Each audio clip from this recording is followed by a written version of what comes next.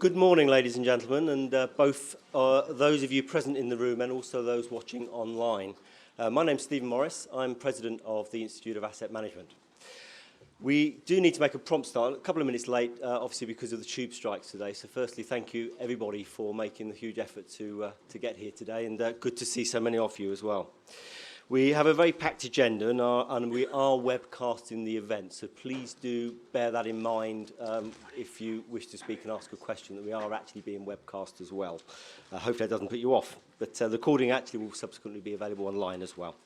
So really delighted to have so many interesting and busy people here today who've agreed to speak at this celebration of the launch of ISO 55000.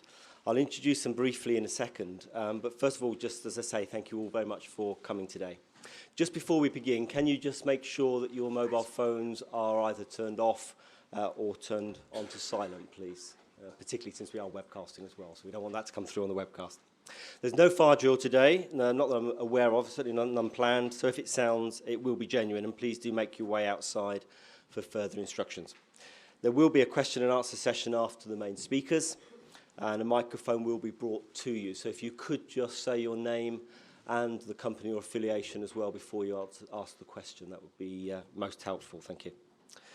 The event will finish in time for a drinks reception prior to the afternoon seminar, and I'll go through details later, but there will indeed be lunch as well, so everybody is welcome to attend both of those. I'd also just like to take this opportunity to thank our exhibitors and our sponsors today, and in particular CGI for their very, very generous support today. And this has enabled us to use what I think is a delightful but certainly very historic venue today. We're also grateful to BSI for collaborating with us over the last decade, as well as helping us to organise this event. So now I just want to introduce our authoritative panel of speakers. I'm sure that we could easily listen to them for some considerable time, but I am afraid we're going to have to limit, because of our agenda this morning, to about 6 to 10 minutes. I'm under strict instructions not to exceed that, so, but then I am chairing it, so I guess I'm going to have a little bit of latitude. So, just to thank them all very much for coming and making time in their busy diaries, as I'm sure, for coming along and joining us today. Between them, they represent a wide range of users of asset management standards, and they're also contributors to both philosophy, competence, and certainly to good practice as well. They will introduce their own context and relationships to the emerging asset management profession in their own short talks, but I'd just like to just mention their appointments and their names and introduce them first. So from left to right, I hope in order of speaking, they're Terry Hill, who's chair of the board of Arup Trustees. Oh, right to left. My left to right.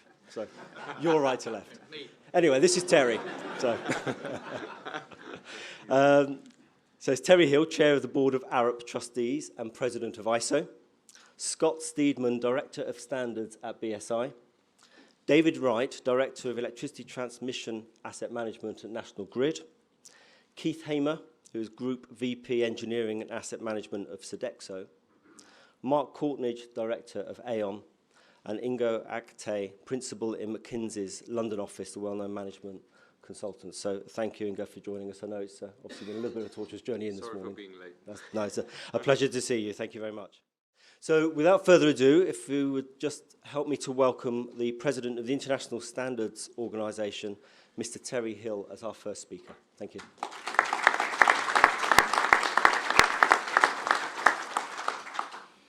Yeah, thanks very much, Steve, and thanks to the Institute of Asset Management for hosting us today, and for your energetic involvement in ISO PC 251 and the committee that developed this.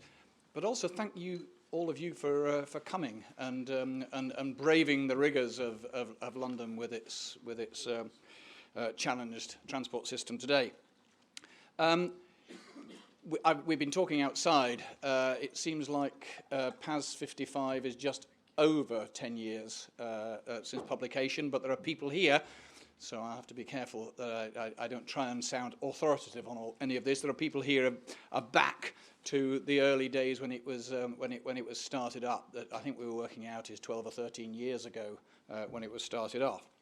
So congratulations to all those for taking it through its development from PAS 55 through the various drafting stages that has involved looking at it over 40 countries, 40 standards bodies, and to, in ISO speak, it's actually efficient and quick publication. So I congratulate you, and it really is an impressive achievement.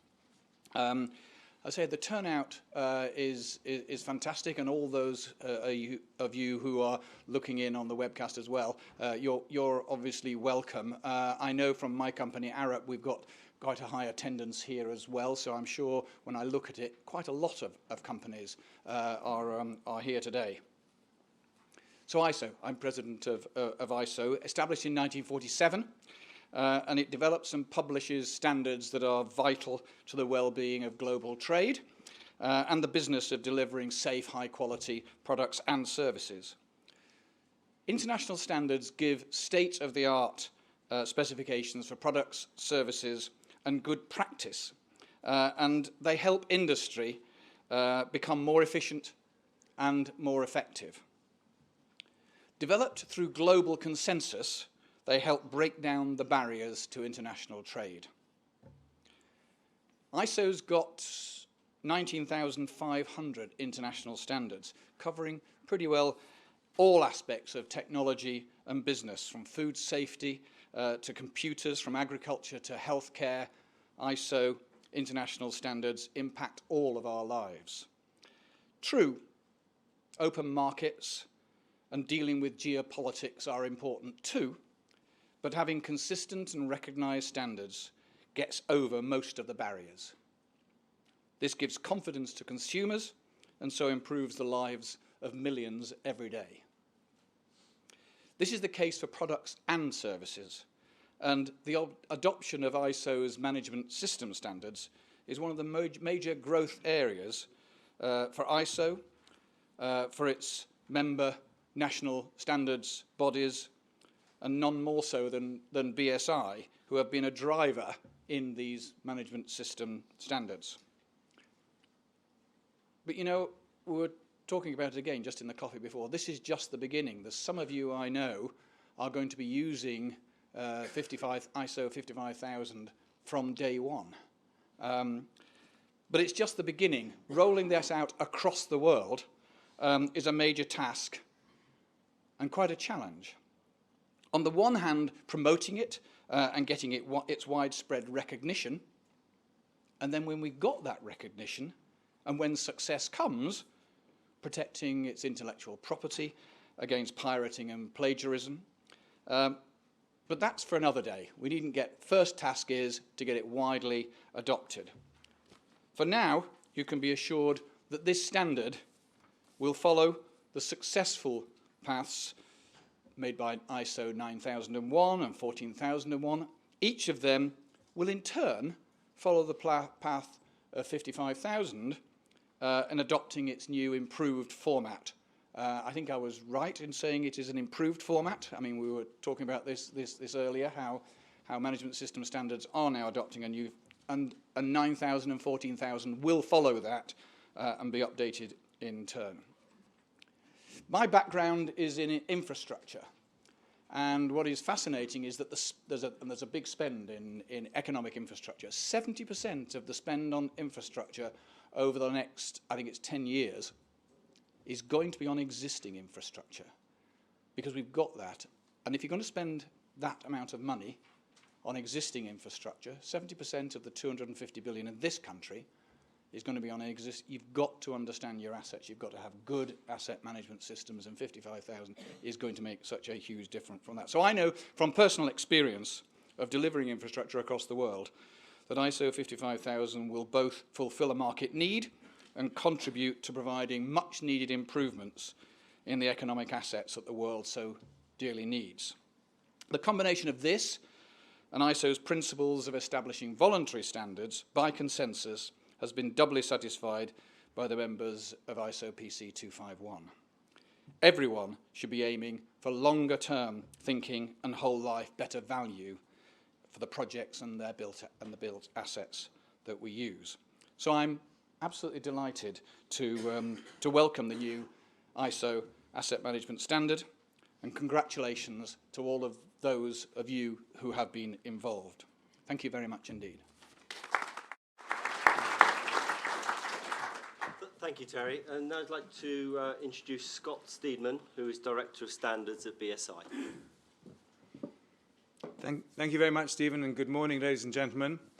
As Terry said, one of the particular pleasures of this morning is that both he and I have shared a career background in infrastructure and civil engineering, and I've watched the progress of this standard over the last 2 years while I've been at BSI in its journey towards becoming a new ISO standard with great delight, because here we see really the core of our purpose in shaping standards for business and industry, driving better performance throughout the world. And if we can build that on the base of British thought leadership, then we are doing a great service to our companies, to our country, and to the global economy.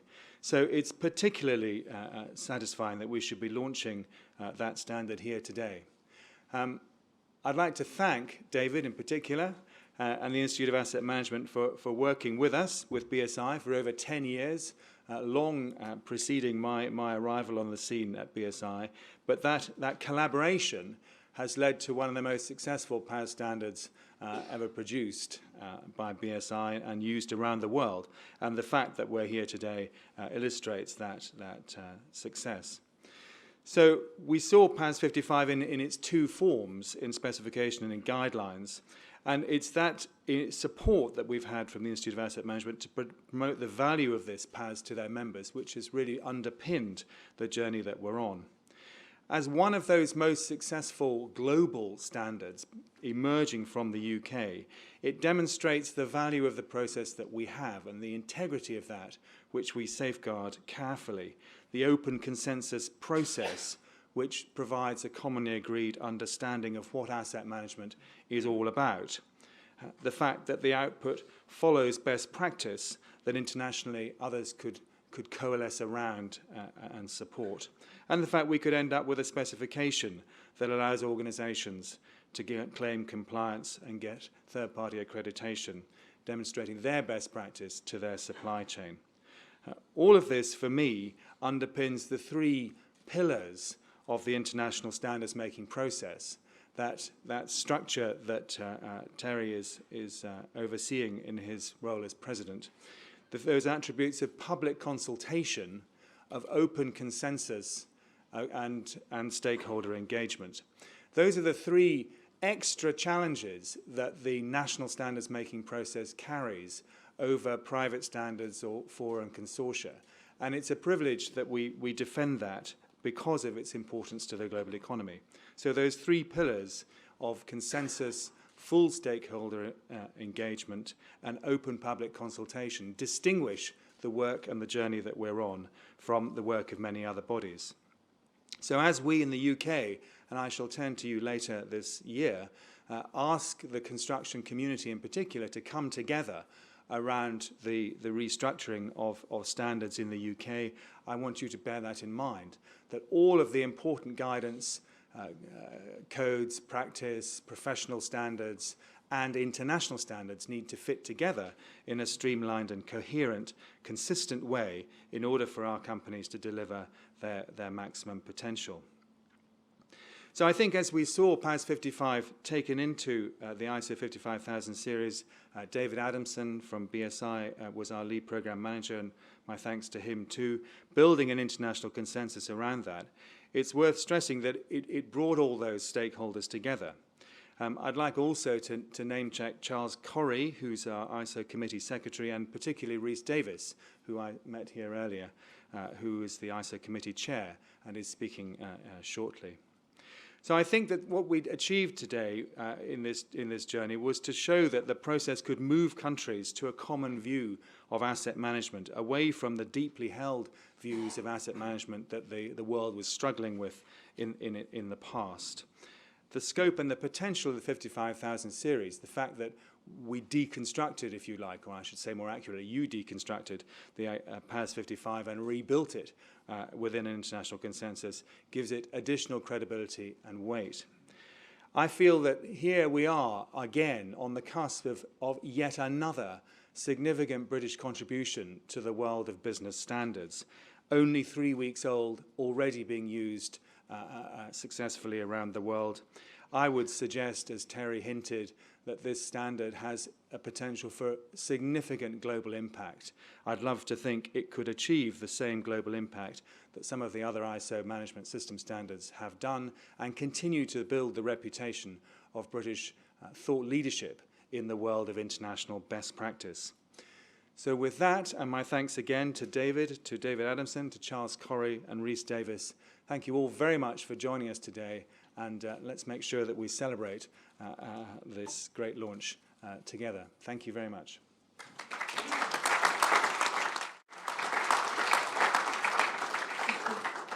Thank you, Scott. And I'd now like to just welcome David Wright from National Grid. Thank you. Thank you very much, Stephen, and it's a real pleasure to be here with you this morning. So National Grid has had a long association, actually, with PAS 55, being one of the founding sponsor companies behind the standard when it was originally developed earlier in the last decade. And I've also had a very interesting personal journey on it because I've implemented the standard twice, both here in the UK and also in the US. And I just wanted to share, actually, with you some of the different experiences I've had. So in the UK, we've always, as National Grid, have always had asset management and the principles associated with that at our heart. It's part of our ethos and our way of thinking and doing things. And as we were co-developing the PAS 55 standard, we were also changing internally and starting to adopt some of that methodology and process as the standard was going through and then getting launched in 2004. And so when we actually came to getting externally accredited to the new standard, we were reasonably well prepared. We thought we were in pretty good shape for it. But it is quite different to know what you should be doing, to actually putting it in practice in your business. And it really makes you ask some challenging questions about, you know, what should our policy be? What should our strategies be? Have we got the right metrics? How are we managing risk in our business? And that was an incredibly value-creating journey for us to go on as we went through that. But then, about a year later, in 2006, I went over to work in the US, and I was the asset manager of our electricity transmission system in that business. And one of the first decisions I took when I was going out there was to stop the implementation of PAS 55 in our US business and delay it 6 to 9 months. And the reason I took that decision was it was very apparent to me that what we were doing in the States at that time was implementing it for the badge. It was the mindset or the methodology was very much thinking around, you know what, they've got it in the UK, so we need to get it in the US. And it was apparent to me that we were going to leave value on the table if you do that. And so we stood back from it and we started to really challenge our thinking as to why we were doing it and where you actually get the real value from implementing management systems of this type. And it was a really exciting period for me because I could actually see the organisation grow before my very eyes as we start to ask some of those more challenging questions. And we moved to a different mindset of really thinking about how you prioritise, how you bring some discipline into how you manage assets. And organisations, yours, mine, and all across the world, are living and breathing things which have built up that culture over many, many years and decades. And we started to challenge some of that underlying thinking. So when, you know, best part of 9 months later, we did finally get accredited to the new PAS 55 standard, the first utility in the US to get accredited. It really meant actually a huge lot, and it put a lot of value into our business. But that was, you know, best part of a decade ago now. And when I look forward and what we've learnt as we've gone through, it's not just about the initial implementation. And there's been a lot of value created by creating a common lexicon, a common way of doing things, which has meant all of National Grid's different business units, gas, electricity, UK, US, have been able to share and challenge one another internally, but also externally. Because we've learnt a huge amount from interfacing and networking and benchmarking ourselves with other industries, pharmaceuticals, petrochem, even Formula One,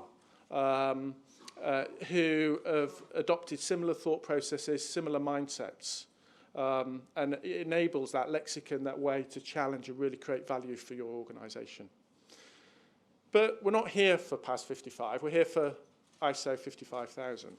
And I think the team's done, the international community under Reece's leadership, who's taken forward that standard, has really moved it on a step as well, because the new standard's very much got those same principles still at its heart, but in two key aspects, it's grown. And the two aspects I'd like to just bring out for everyone is first of all, bringing stakeholders into the asset management standard. You know, it doesn't matter who you are, what business you're running, you own assets, and your stakeholders and your customers are absolutely key to the decisions that you should be making. For National Grid, you know, our business is about connecting people to the energy that they want to use.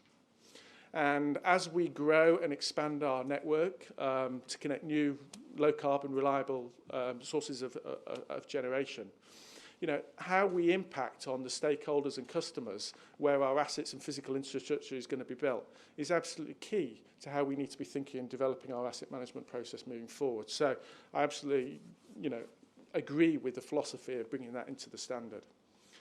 But I think the other key thing which sort of differentiates 55,000 from some of the other management systems out there is the way the new standard has integrated money and finance into the standard.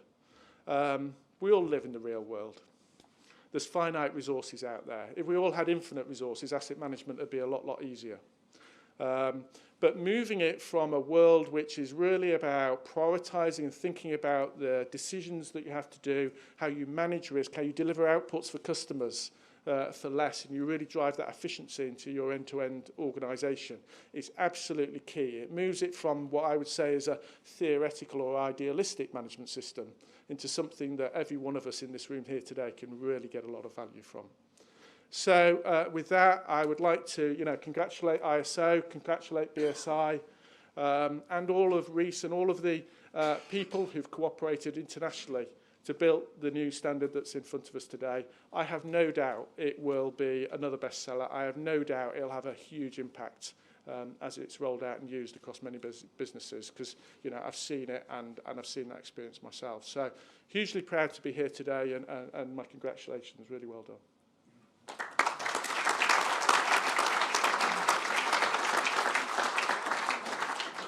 Thank you, David. I think that's a great insight, I think, into the asset manager's perspective of it as well. So thank you very much for that. Just next, I'd like to welcome Keith Hamer, who is Group VP of Engineering and Asset Management at Sodexo.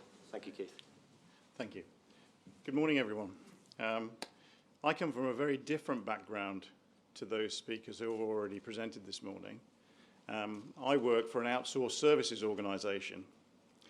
So as you can see, the ISO 55000 has already attracted a different sector other than those industries which are traditionally associated with PAS 55, which is the asset-intensive industries. Personally, I've always had an interest in asset management. I'm an engineer. It's a logical way forward and a logical process by which you achieve the best method to manage risk, minimise cost, and optimise performance. Sodexo is a global organisation. We operate in 80 countries. We employ in our technical services division 18,000 people, and we have a need to identify and develop a standard approach for the delivery of our services. So we chose the principles of PAS 55 on which to base our framework of processes and apply them globally. And of course, the framework of PAS 55 allowed us then to move into satisfaction of the principles of ISO 55000. And I've been associated over the last 2 years, fortunately, with the UK Mirror Committee and with PC 251 internationally in the development of the standard, and have been able to add the supplier viewpoint to its development. You'll notice that over the last few years, the economic situation in the world has driven companies to outsource more services. They are now reliant in many sectors of our market for the provision of services by specialist organisations.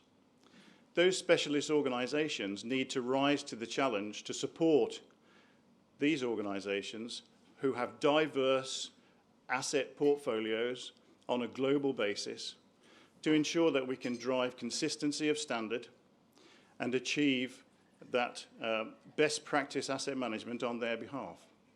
So as a supplier, Sodexo have applied the principles of ISO 55000 and will continue to work with our clients, global international organisations, to assist them and help them put in best practice asset management and, of course, achieve accreditation to the new standard. We're already working with 21 different clients globally, applying the framework of processes and helping them and moving them towards better asset management practice and towards the standardisation under ISO 55001. We hope to move forward to our first accreditation later this year.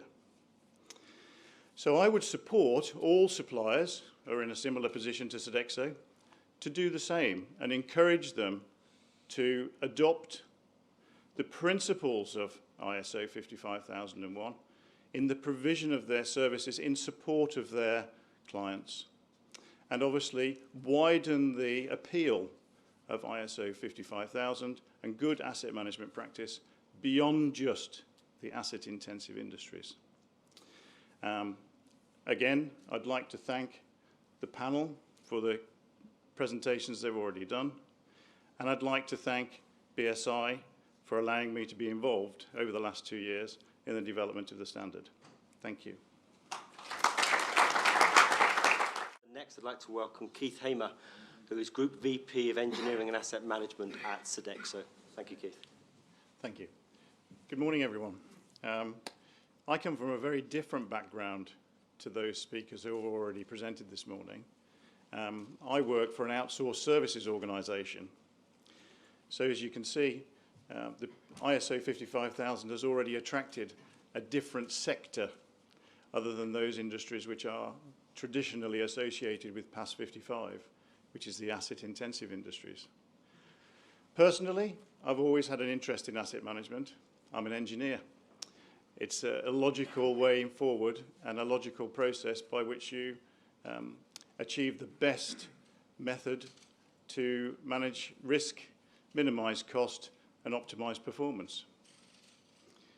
Sodexo is a global organisation. We operate in 80 countries. We employ in our technical services division 18,000 people, and we have a need to identify and develop a standard approach for the delivery of our services. So we chose the principles of PAS 55 on which to base our framework of processes and apply them globally. And of course, the framework of PAS 55 allowed us then to move into satisfaction of the principles of ISO 55000. And I've been associated over the last 2 years, fortunately, with the UK Mirror Committee and with PC 251 internationally in the development of the standard, and have been able to add the supplier viewpoint to its development. You'll notice that over the last few years, the economic situation in the world has driven companies to outsource more services. They are now reliant in many sectors of our market for the provision of services by specialist organisations. Those specialist organisations need to rise to the challenge to support these organisations who have diverse asset portfolios on a global basis to ensure that we can drive consistency of standard and achieve that best practice asset management on their behalf. So as a supplier, Sodexo have applied the principles of ISO 55000 and will continue to work with our clients, global international organisations, to assist them and help them put in best practice asset management and, of course, achieve accreditation to the new standard. We're already working with 21 different clients globally, applying the framework of processes, and helping them and moving them towards better asset management practice and towards the standardization under ISO 55001. We hope to move forward to our first accreditation later this year. So I would support all suppliers who are in a similar position to Sodexo to do the same and encourage them to adopt the principles of ISO 55001 in the provision of their services in support of their clients, and obviously widen the appeal of ISO 55000 and good asset management practice beyond just the asset-intensive industries. Again, I'd like to thank the panel for the presentations they've already done, and I'd like to thank BSI for allowing me to be involved over the last 2 years in the development of the standard. Thank you.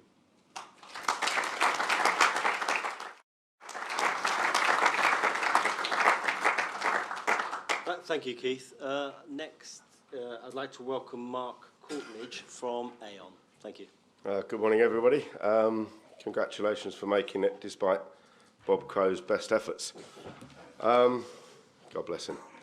I'd also like to thank the organisers for these really big badges, because I managed to throw a cup of coffee down my tie this morning, and it hides it really well. Okay. I'm actually going to speak a little bit about insurance and the impact asset risk management has on insurance, as opposed to funding and investment, for which I was billed, and I know very, very little. So we'll do that. What I'm going to do, let's recognise the fact that most of the big, heavy industries will have some form of asset risk management in place. And from the insurance point of view, that's good news. But I think sort of 90% of businesses out there, small and large, it's something that's relatively new, and it's something that's important.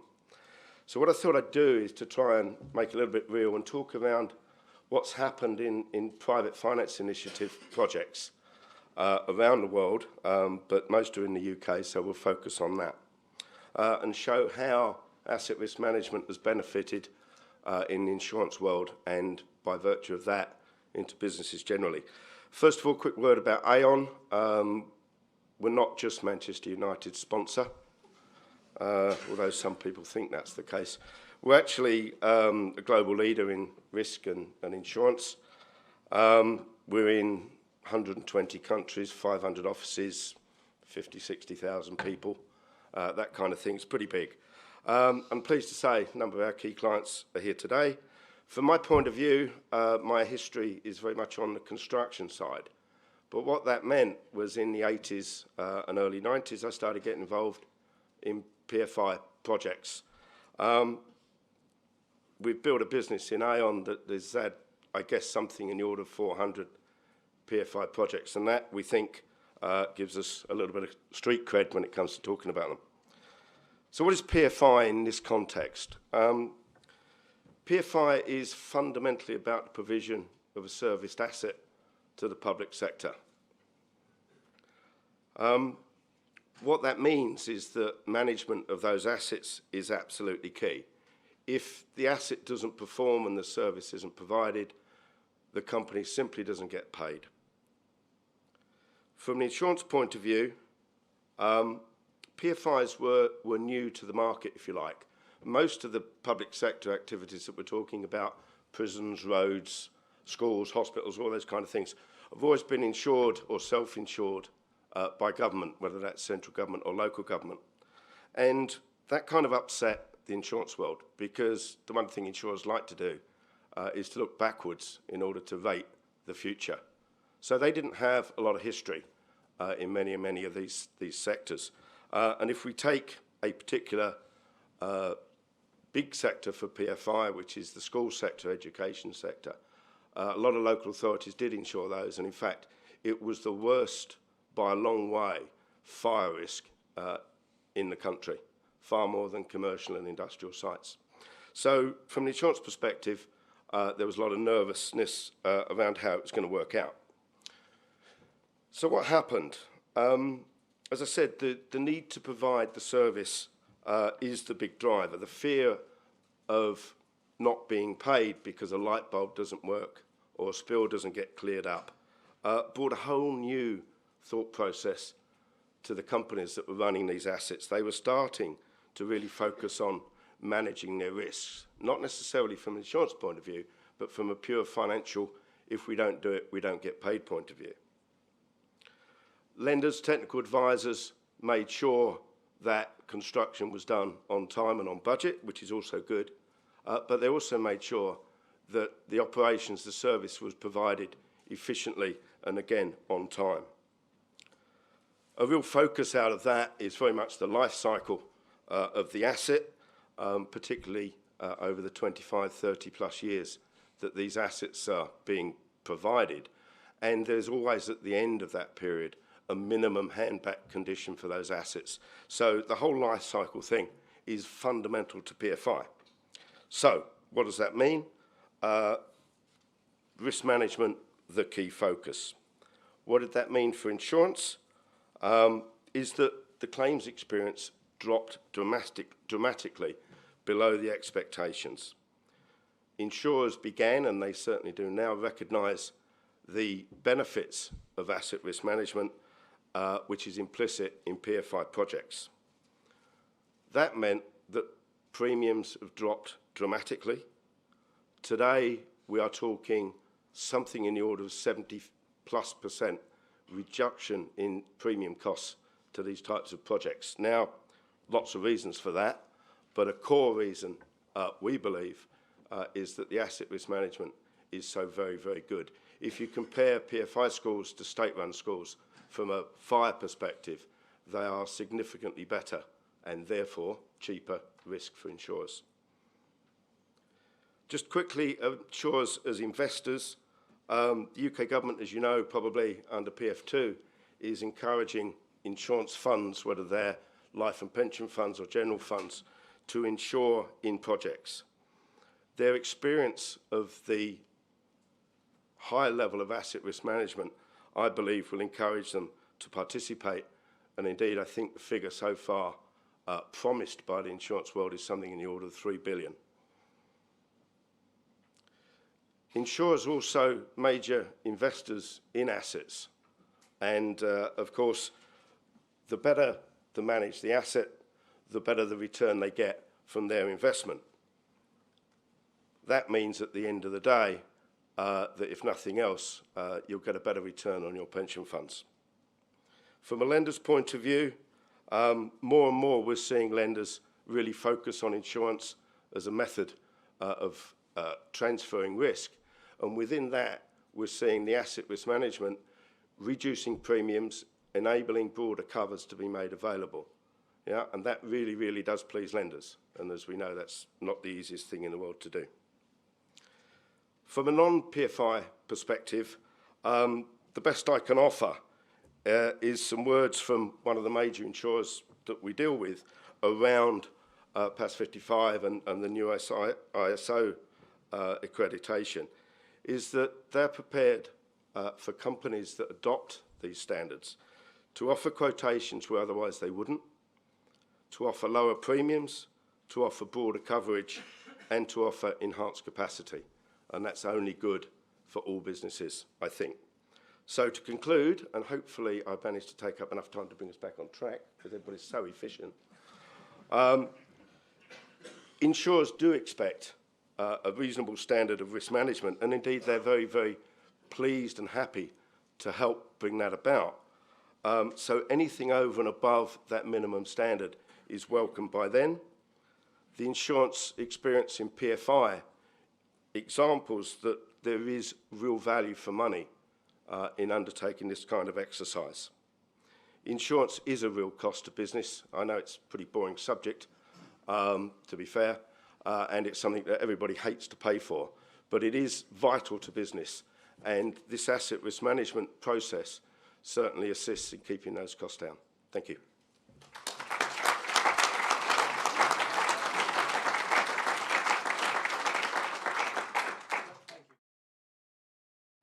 Thank you for helping me to chair the session as well. Much appreciated. Thank you.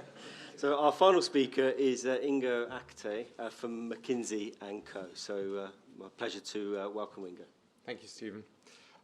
Good morning, everyone. I'm quite honored actually to be asked to speak here today. So thank you for inviting me.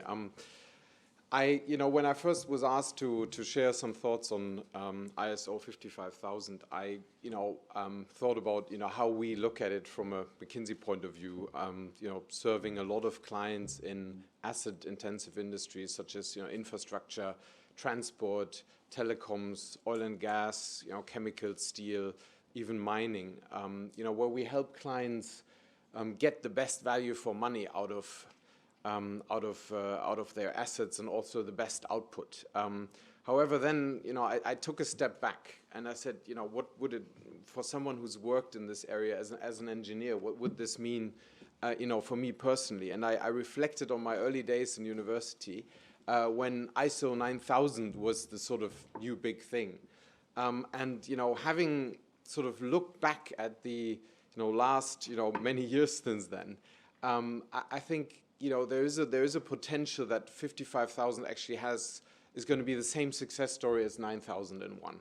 In several areas, which I would like to talk about. Reflecting about what ISO 55,000 could sort of bring to the UK, to the world, to this profession, to you. First of all, if we look back at ISO 9000 very briefly, what has it done? I think it has delivered a lot of extra value for industries that have adopted it. It has actually created a new set of capabilities, mindsets, new roles, and it actually has been applied to other areas than the original sort of manufacturing-centric scope that it was designed for. And I mean, let's take a look at what this could mean for 55,000. So in terms of the global value. Last year, McKinsey's think tank, which is called McKinsey Global Institute, did a very long study on infrastructure assets, on what is going to be the investment need around the globe until 2030, and what are the sort of levers to actually make that more efficient, to deliver more with the same amount of money, because the world until 2030 is roughly going to need to spend around $1 trillion on infrastructure. That's a huge number. Basically, if you look at that number, 20% would not be affected, directly by asset management. They would be more around, demand management and a few sort of, other areas. But however, 80%, so $800 billion, would be affected by better asset planning, better, asset portfolio and investment decisions, finding the right trade-off in terms of, how companies spend their money for, value for money, because you will all know there's never enough money to sort of deliver everything that, users and colleagues ask for. And as David said, I think the move towards a purely sort of engineering-focused standard to something that is incorporates the strategy of the company and the aims is a highly important thing. And this is probably, this roughly affects around 400 million of the 800 million at play. And then there are these, what used to be in past 55, the bottom layer of the pyramid, the sort of delivery processes, making that more efficient and effective would probably deliver another 400 billion. If the forecasts on what the world needs are correct. Now, we've put a lot of effort into this and a lot of analysis. So the numbers might be off, and actually, Mark, they don't include insurance yet. So it might actually be more. But I think the story is there's a huge potential for this standard to drive not only in the UK but globally. Benefits that enable us either to get more infrastructure or to deliver the same infrastructure or the assets for less money and produce more output at the same time. So this, I think, is one of the big things that excite me about ISO 55000. The other thing is when we look at the people that we work with in McKinsey, we often find two types of people in asset management, and I'm sure none of you in this room would be included in those groups, but very engineering-centric people, or very type of risk managers, people who manage risk registers, neither of them having the sort of the trade-off of risk, sort of engineering and what do we actually economically want to achieve. And I think there's a new profile now emerging with ISO 55000 and also already with PAS 55 in a way, of an asset manager who's, has this sort of broad skill level. And this is probably a qualification that would, make the asset manager a highly strategic role in the company, highly important, would put a lot more senior management attention on this. I think pretty similar to what happened in, supply chain management over the last 10, 15 years, and it's still happening. So, I would expect, new university courses to sort of emerge, new ways, of certifying people with their qualifications. Also, HR sort of looking for different profiles of candidates, and I think just a broadening of the profession, from a very sort of closely knit small community to something that becomes a lot more broader and has a stronger voice in the sort of corporate world. So and lastly, I think when we look at how could this standard be applied to other areas? When we draw parallels on ISO 9001, where we now see quality management being deployed in other sectors such as IT, sort of testing the quality of code, using ISO 9000 in service sectors nowadays. It's very common. 20 years ago, people thought, what is the applicability of this? This is about making widgets. So, I think we would probably see, opportunity here in intellectual property. Those are assets. Are they always managed in a good way? Probably not. What about the human assets of, knowledge-intensive companies? I think we all know that, as asset managers, there's a lot of sort of big data, analytics skills involved in this, and a lot of value comes out of that. What about the people who do this? They just don't, they don't grow on trees. How do we manage the supply chain for, intellectual assets? But, even beyond asset-intensive industries, adopting the principles of this new standard could create, fantastic new opportunities. So, from a personal and from a McKinsey point of view, I'm very excited about this. I think this is quite a historic moment, despite all the the best efforts of transport unions and others to keep us out of this room. And I just wanted to really close with thanking this group and this group for so swiftly deploying and creating and deploying this standard, which I think, I was quite impressed when I looked at the timeline yesterday. This is really quite a success story, not only in terms of content, but also in terms of global cooperation to bring a new major standard online. So thank you very much.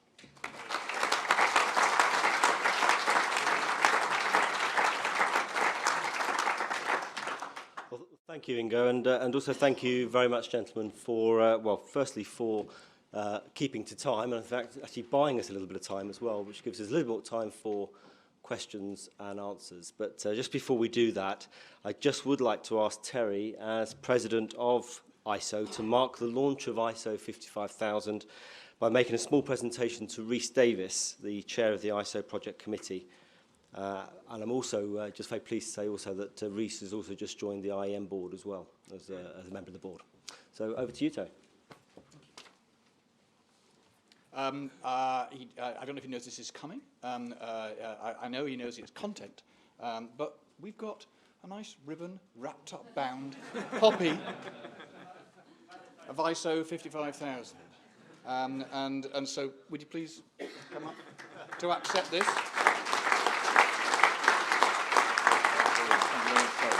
Here we are.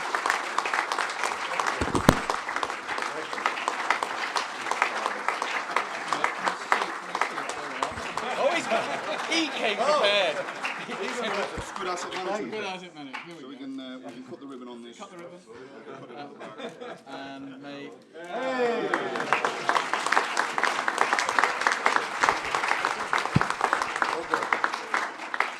voluntarily launched, and good luck to all those who sail in her.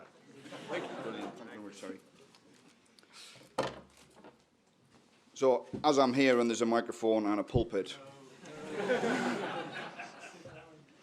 the first thing you learn as a chair of a multinational ISO committee is that when you're going to upset people, have a sturdy piece of timber between yourself and the people you're about to upset. Consensus does not come easily. I'm really pleased to be here. Kind of 5 or 6 years ago, this seemed a long way in the future. I'd like to particularly thank our presenters today. It's been really interesting to hear them. Some of them I've known for some time. So National Grid, as David said, have been involved in the asset management and PAS 55 journey for a long time. So it's really good to see them here and speaking positively about it, even after they've suffered under its regime for some time.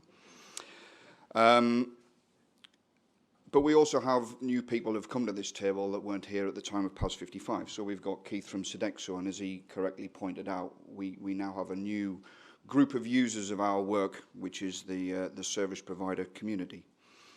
And also it's good to note that for a change, asset management is not the most boring subject on the lectern because we have the insurers. So unfortunately, this sturdy piece of timber isn't across this side. But that reflects the fact that one of the key messages in ISO 55000 that goes beyond PAS 55 is this stronger focus on stakeholders. And we shouldn't underestimate that. That's hugely important. We've managed to open this up to engage with stakeholders more fully, to engage with service providers more fully, and this is definitely a good thing. So it'd be very easy to think this is all about our esteemed panel of speakers here. Whilst I would like to think it's all about me, that's also not the case either. This is really an event that's all about you, because this group of people didn't write it. Certainly Keith contributed to it. David and National Grid have contributed to it over the years. I've suffered some pain with it. But this has been a long journey, and there are people in the room who've been involved in this for a long time. So why is this such a big success? I heard that Scott mentioned that BSI PAS 55 is one of their most successful commercial standards, and I'd heard that before, and we have to kind of challenge ourselves about why that is the case.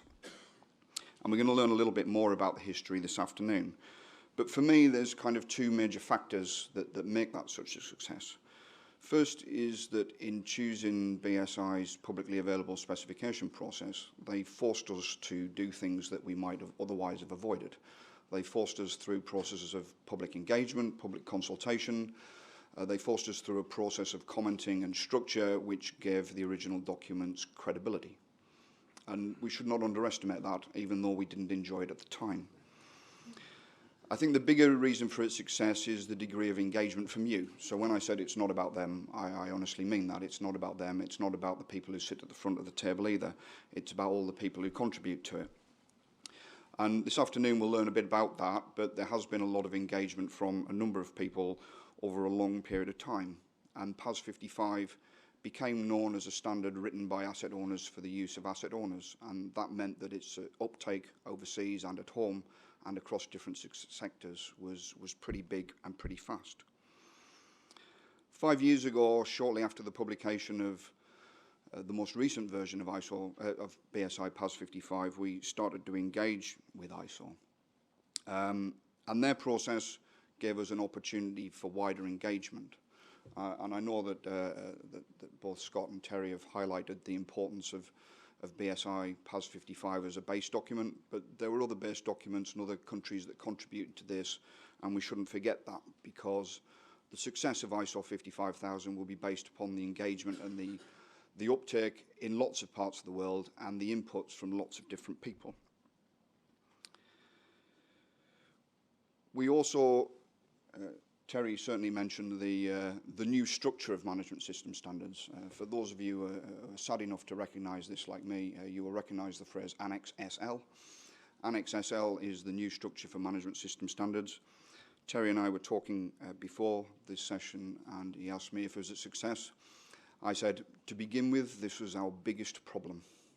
It caused us pain because we already had a document we were familiar with and comfortable with, and being good engineers, we don't like to change what we do.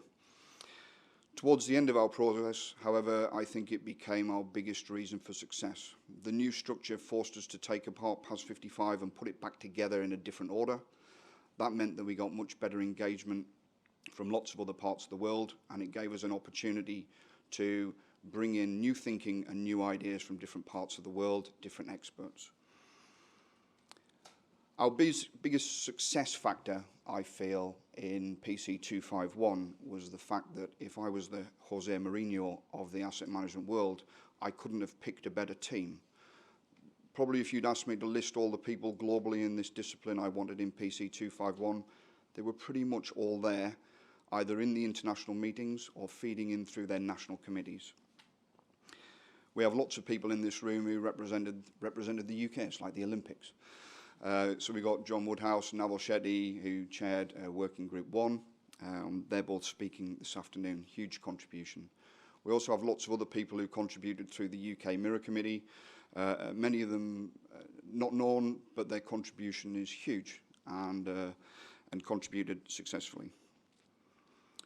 What was our biggest success factor in PC 251 was quite clearly that we had a lot of really good people.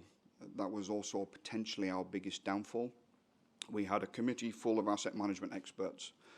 We had a committee which had nobody who really knew anything about management system standards, writing international standards, or any of those other skills that might have been quite useful.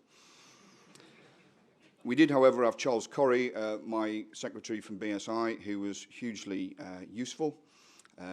Despite the fact that he may not think so, I did appreciate his counsel and his input, even if I didn't always follow it. So we had 31 countries participated. I genuinely believe the discipline has advanced. What you will see in the seminar this afternoon is we will see a little bit about the history, a little bit about how a management system framework fits within a wider context of asset management. We will talk about the ISO 55001 standard itself and how that is similar to PSI PAS 55 for those of you who are familiar with that and are probably panicking because it looks different.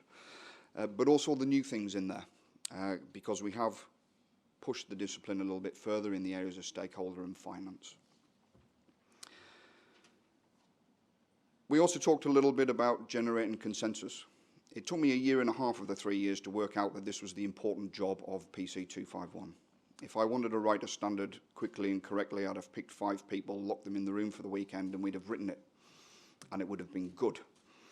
However, we would not have sent 31 countries or delegates from 31 countries back to their own country excited about the work we'd done, understanding the work we'd done, and excited about enthusing their own asset management communities in other parts of the world about what we'd done.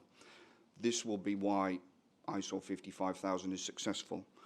Already we're in a position where we have ISO 55000 in, I think, 6 languages, and they're just the ones I know about. So English and French were pretty much immediate. Portuguese, through our Brazilian committee, was last week. I understand from the Dutch Mirror Committee that they will have their launch event on the 12th of March and ISO 55000 in Dutch. And Charles reliably informs me that Russian is imminent and Chinese will be mid-March. That's pretty fast. I asked Charles if this was normal. Charles says this is probably better than normal. I don't think those were his exact words, but I'll manage them down a bit. That's a measure of the engagement that PC 251 had, and I think it's a measure of where we might see this going in the future as well. So that's kind of all I wanted to say. It's probably about 10 times longer than David actually anticipated me saying. But I would like to just add on the end that whilst this feels like the end of a very long and painful process, it's actually the beginning, and I would encourage you all to get out there and use it because that's what makes it successful. Thank you.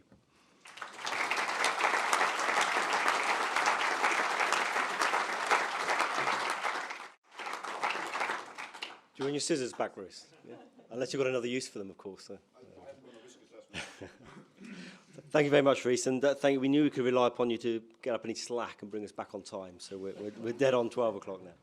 So it's a pleasure now really to really open for questions for the panel. We have lunch, I think 25 past, but we really would like to now open for any questions for our panel here. So can I ask for the first question? As I say, can I just remind you, if you do have a question, your name and any affiliation you've got as well, please. And we are being webcast, I've just been reminded. So I'm not sure that's going to inhibit or whatever, actually. But gentleman over there. Sorry, I can't see very well, actually, so the lights. Thanks, Mike. Thank you very much for your speeches.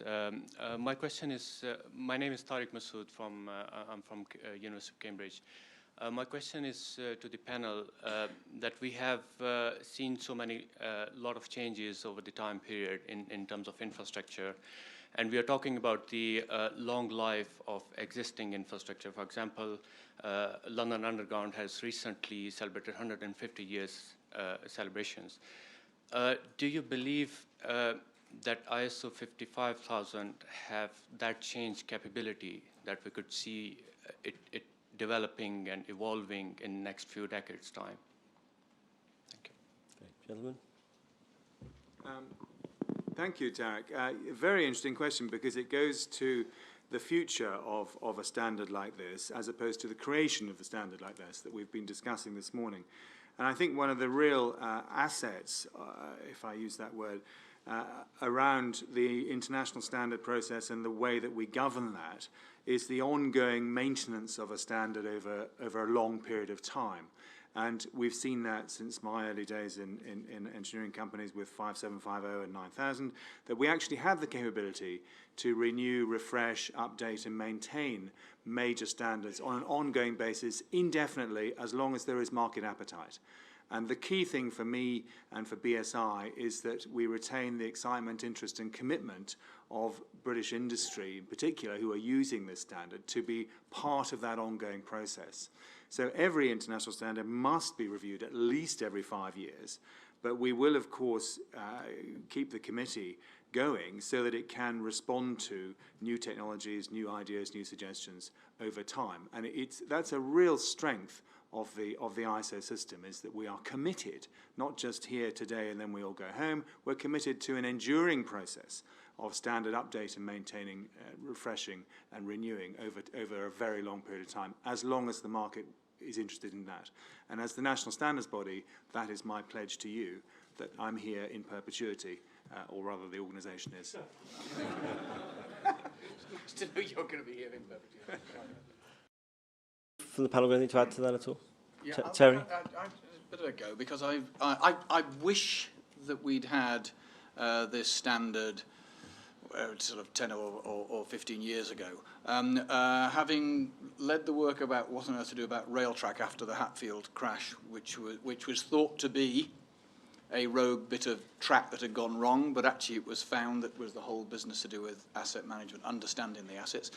Having had to sign a document at the time of bidding for the London Underground PPPs. I don't know if anybody here remember the PPPs, but I had to sign that the stuff that was in the data room bidders could rely on.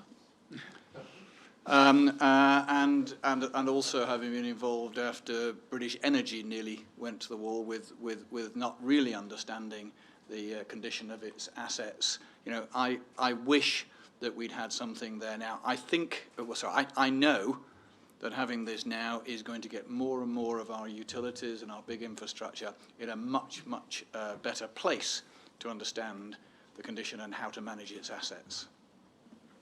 Great. Thank you, Terry. Gentleman over on the right-hand side.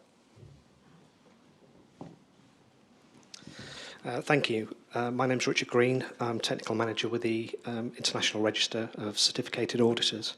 And my question for the panel is, do they believe that the adoption of Annex SL as the basis for 55001 is going to result in PAS 55 auditors having to up their game? Okay. So who'd like to take that one?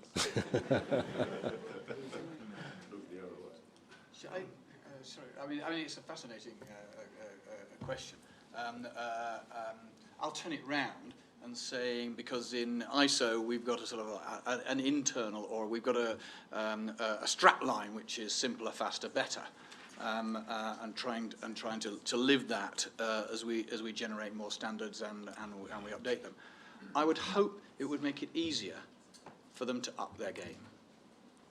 So that, because actually if you look at it, you know, it should go with the flow. The whole idea of involving stakeholders actually should make it easier to do that. But at least they'll know what it needs to up their game. It's not a really good answer, that. I don't know, actually. It's quite interesting. If I can add from a major global organisation perspective, obviously we have familiarity with other standards such as ISO 9001, 14,000, 18,000, etc. The framework that Annex SL provides is it gives us a consistency across those standards, which should make it easier for our organisation to understand the application of a new standard in that context. So we think it will help rather than hinder. Just a perspective from our point of view.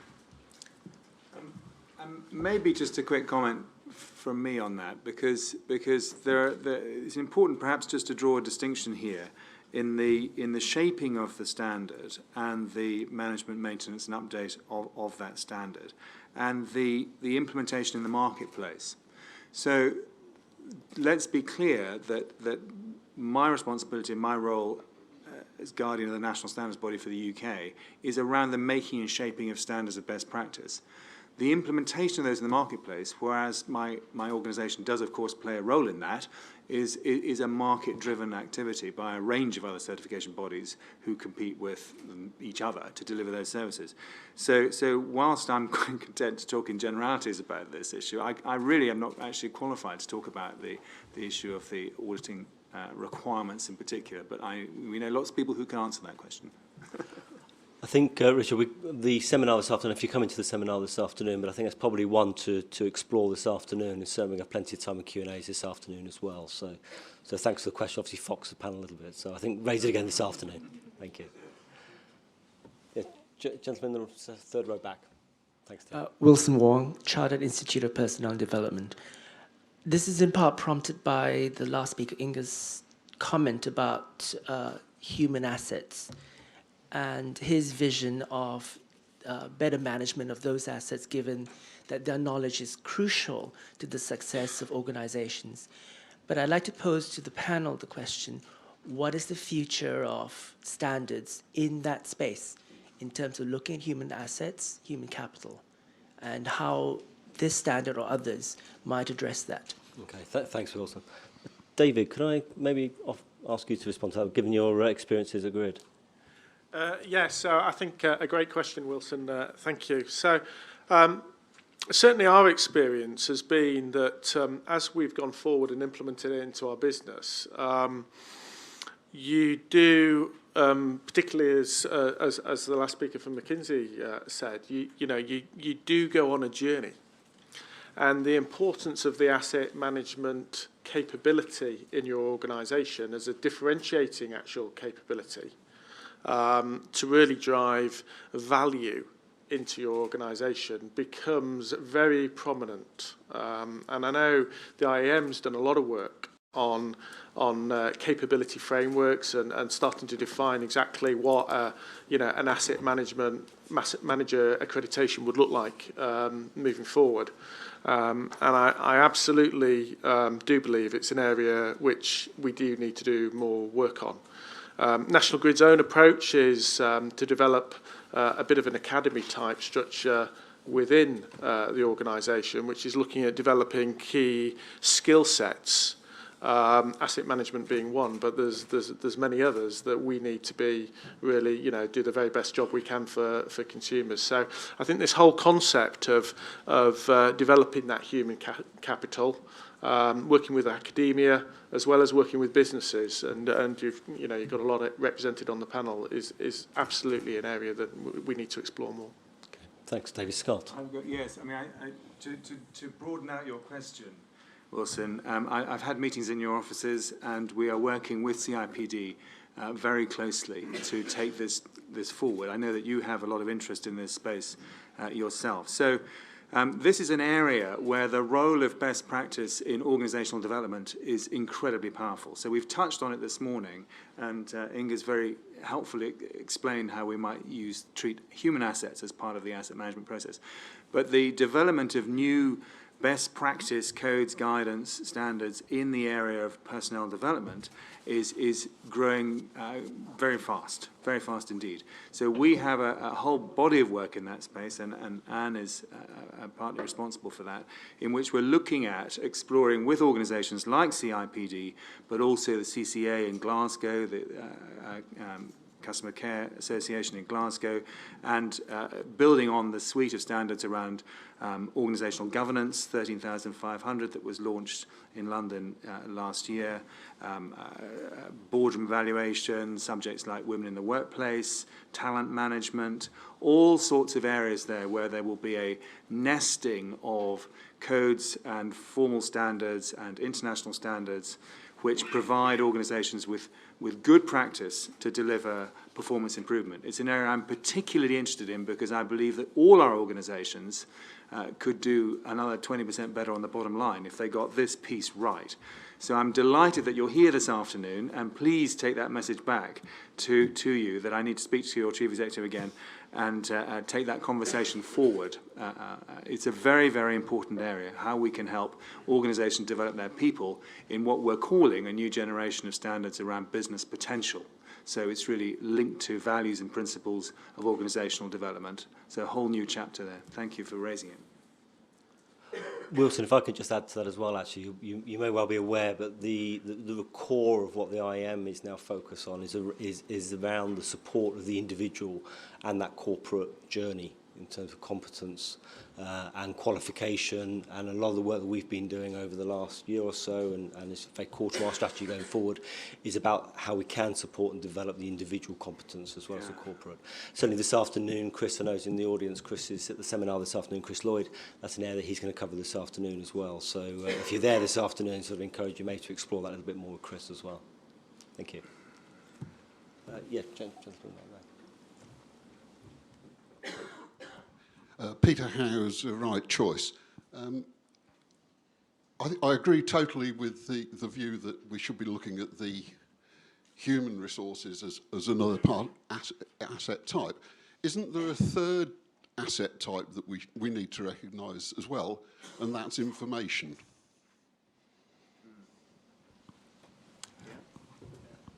Absolutely. I'm not sure anybody would disagree with that. But anybody, yes, David. Yeah, so information's a really interesting area.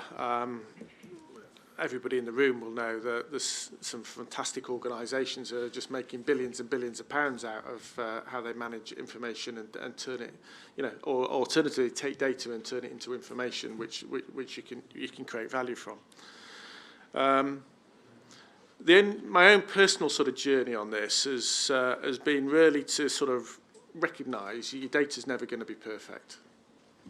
Number one, hypothesis, you just need to get over that and understand that. So it's then thinking about how can you turn the data that you do have in potentially many different systems in most organisations, which may be in some places conflicting with other data that you've got available, and how you start to turn that into information and what your capabilities in the organisation, going to the last question, are.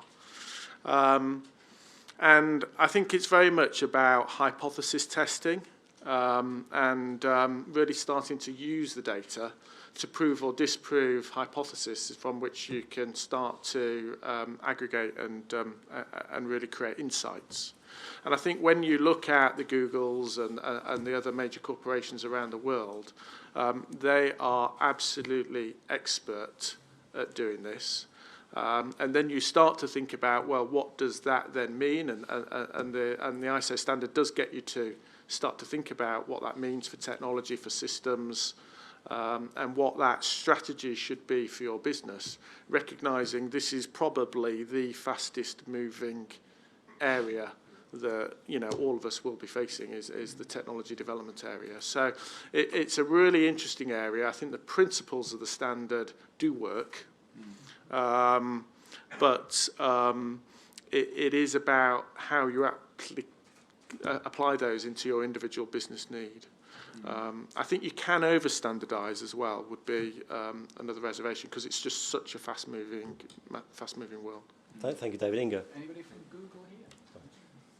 And just to build on David's point, I think this is a classic area where, you know, a standard can move from being a simple, you know, box ticking exercise to actually driving value in the company. I think the information and the insights that can be distilled out of the information that all of you already have, right, is the key enabler for, you know, better asset management decisions. So, you know, be it about, you know, deterioration, you know, behavior in the network, or, you know, testing the impact of, you know, more differentiated, you know, asset management strategies for different types of assets or whatever. I think really, you know, as David said, becoming the sort of, you know, Google of asset management doesn't take, you know, a rollout of an entirely new system, but it does take probably, you know, applying different, you know, thought patterns to, you know, what do we do with this data? How do we, you know, what sort of analytical skills do we need in our team? And I think in the long run, this would probably also change the IT that, you know, we're working with in asset management. So moving from a classic kind of asset register to maybe some, you know, maintenance planning on top of it, to, you know, systems that are much more flexible and much more, you know, linked in with other, you know, corporate systems such as the finance system, such as the supply chain system, to really, you know, enable this sort of data mining. Yeah, I think we're from my observation, we're very much at the start of this, and, you know, we'll probably see, you know, a lot of great things to happen, and a lot of maybe new, you know, standard ways of analyzing data, you know, coming through the pipeline in the next sort of decade. Thank you, Inga. Scott. May I add to that? Another, you know, excellent question in another very, very tricky space. So just yesterday afternoon, I was in the Transparency Board in Whitehall, talking there with the open data community. At the other end of the scale, there's the whole cyber security issue and the opportunities around international standards in that space. And then at the other point of this triangle, perhaps you might see, is the future cities, smart cities agenda, and the data concept models that we need to allow the interface of future data sets between public and private sector, and so on. So challenges being raised yesterday afternoon for utility companies, for Environment Agency, for Ordnance Survey. You know, why aren't they just blowing all this stuff up on the web? And then you say, well, hang on a minute, this isn't credible for the points that you've just made. You don't know the provenance of this data, you don't know the quality of it, you don't know who's maintaining it or what the liabilities are, can you rely on it? So there's a lot of challenges here to be thought through, and a coherent national strategy in this area would be extremely valuable. So a lot of people scrambling with the excitement of developing new apps to do stuff and find parking spaces, where actually there's a much deeper underlying issue here around people, governance, data resilience, security, privacy, and so on to be resolved. So there is a mixture of good practice, government policy, corporate practice, sharing of data, and security, which needs to be addressed. As part of that process, we certainly have within BSI, and Tim sitting here in the front row in my team, been working in this area of data, and we've mapped out the landscape, if you like, of standards, the private industry standards, consortia standards, European, international standards, and where the gaps are in this area. And it's a very interesting concept that this asset management standard can help to shape some of the principles of better data asset practice management in organizations. But it will then need to link into the 80,000 specifications that are out there, and the other data format standards that are being used. So this is a space that needs to be carefully worked out, and I'm very keen that I work with you and you work with us to give us the benefit of your input, because this can be driven by people who have other vested interests in this data, your data, and they are very capable of putting a lot of pressure on the media and indeed on government to get action in this space. So if you have an interest in the responsible management of data and the use of it in a way that benefits society and the economy, then we need to talk about how we can develop good practice standards in that space. It's an ongoing story, and I'm very happy to talk to anybody today or afterwards or any point around what we're doing to help answer that question. Thank you. Great, thank you, Scott. We've got gentleman might just sit next to Chris, and then the gentleman at the front here afterwards. Thank you. Shortland from Centro, West Midlands PTE. I'm going to be greedy, actually, and ask if I can ask 2 questions. Make them quick. Yep. First one, just following on from what was being spoken about there. How do you feel the new standard will support the government's initiative towards building information modelling with the linkages together there?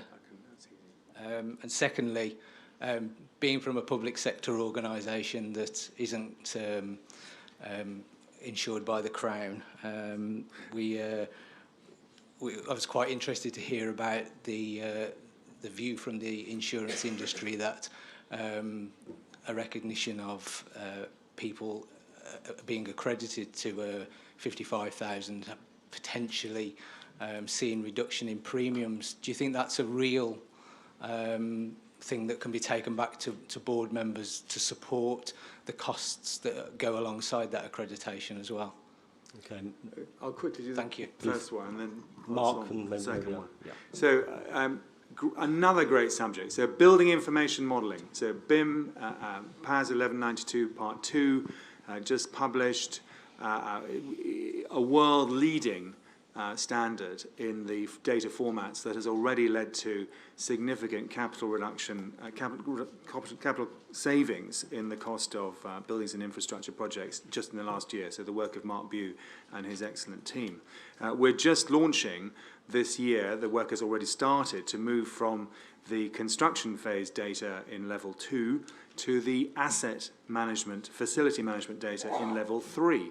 That is a breakthrough piece of work. No one in the world has done that. It'll be the first time we start to bring together, finally, information that started life in the imagination of the architect, went through the engineering process, and is handed on to the asset managers for the lifetime of the asset. That will be the level 3 of the PAS 1192 standard, which work has just started on. So very, very exciting to see how that work will align itself with this standard on asset management. And suffice it to say that in the BIM area, linking it to the Smart Cities agenda, which is a very big part of David Willett's program right now, we've made that case very strongly that the data in BIM is an integral part of the data sets that will be managed in the Smart Cities future. So we have proposed a new work item to ISO, which is out for vote at the moment, for the PAS 1192 Part 2 standard to become the basis of an international ISO standard on building information modelling, and that vote will close. I need all your support for that. We will do our best to lobby our international colleagues. I'm going to Norway to do that on Friday. But we need to win the vote on that and move that journey along too. But they are absolutely synced together, so thank you for raising that. Mark. Yeah, insurance, very rarely get questions. Everybody's asleep, yeah. Yes, it does. It quite frankly makes the world a difference. It very much depends on the industry you're in and all the rest of it, but it's actually not just getting accreditation, but it's about, and picking up on some of the other comments, it's about how you develop that and you actually putting it in practice and learning from near misses and all of those things, yeah? As I said, insurers look backwards, very rarely look forwards. Yeah. The other aspect of it, I would suggest, is that I don't know if how many of you guys and girls have ever been involved in an insurance claim, but it never actually pays what you think it's going to. Yeah. There's always something that it doesn't cover. Yeah. That's me out of a job. I used to have a proper job once for a big construction company. And back in I guess this was the 80s, the HSC did a report on insurance and uninsured losses, if you like. And it was the archetypal iceberg, where the bit at the top is the insured element, if you like. It's the bit at the bottom that you don't see, that's the uninsured bit. And I worked in the construction industry, and the HSE number was for every £1 you get from this is arising out of insured events, okay? So for every £1 you get back on insurance, there's £11 that you don't get back. And I can bore you to tears, if you like, why that's the case, but it is very, very true. So you're not just talking about keeping insurance costs down, you're keeping the hidden uninsured costs down. And that, I would suggest, is far more important. And whether that's centrally controlled, and that's back to part of the management system, how do you fund those unseen losses or uninsured losses?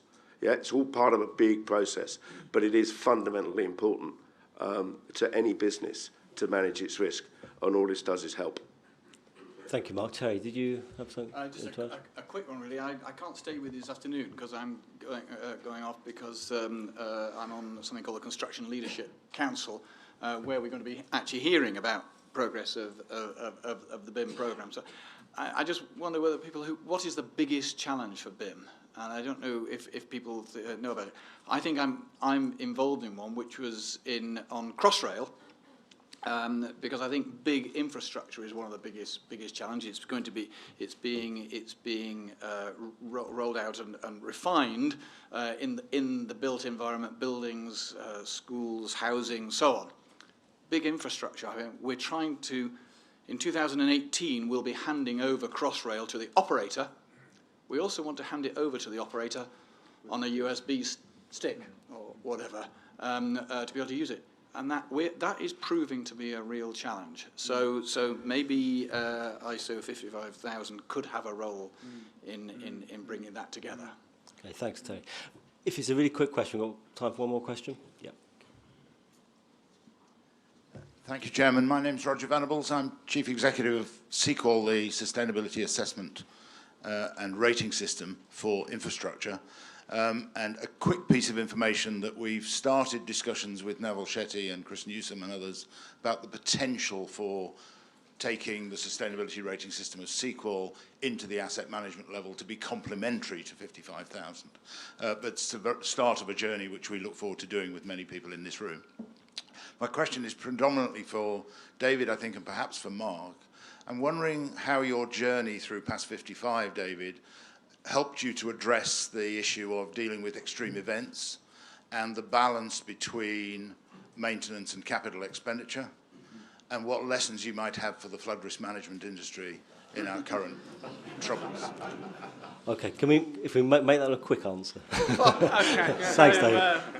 Well, there was about 3 questions in there, I think, but I think one of the things that 55,000 does is it creates a really clear line of sight between what you're trying to achieve, what your underlying objective is, through to what the policy is, through to what the strategy is, to how you're going to manage risks, what your metrics are going to be, through to your deployment strategy, what data you're going to collect, and that end-to-end management system.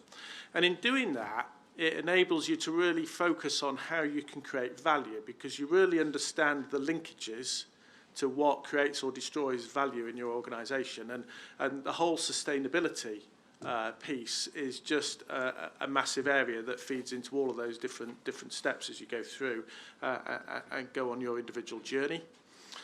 Flooding and flood risk is just as much a massive issue for my assets. Electricity and water do not mix, as it is for many others. We're 5 years into a long strategy. We had a major flood impact on some of our substations back in the 2007 storms. It's been a very interesting exercise to go through from understanding how many substations we've got in the UK which are built in floodplains or at risk from storm floods, through to the modelling, the risk assessment, and following that asset management journey through to it to actually get to what is value for money, optimised investment from either a maintenance perspective in managing it through mobile flood barriers and other things, or a capital investment given the level of risk. And I could spend quite a bit of time talking you through that, but it's been a very interesting journey. The principles fundamentally apply. Okay. Thanks, David. Comment very, very quickly. We probably should have, if there's anybody from Network Rail here, he's probably got a few current stories to tell us. Flood is particularly pertinent, obviously, right now.